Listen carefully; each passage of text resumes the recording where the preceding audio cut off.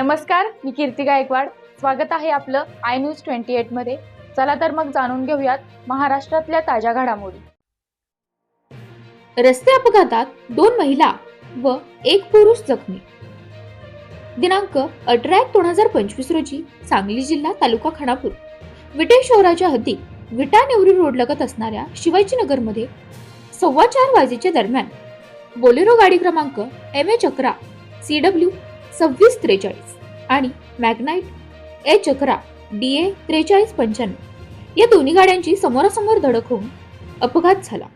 या अपघातात 2 महिला व 1 पुरुष जखमी झाले असून विटा पोलीस स्टेशन गुन्हा रजिस्टर नंबर 35/2025 भारतीय दंड संहिता कलम 281 125A 125B 324/4 मोटर वाहन कायदा कलम 181(2)177 प्रमाणे नोंद असून पुढील तपास कॉन्स्टेबल बक्कल नंबर 652 भोपळे हे करीत आहेत.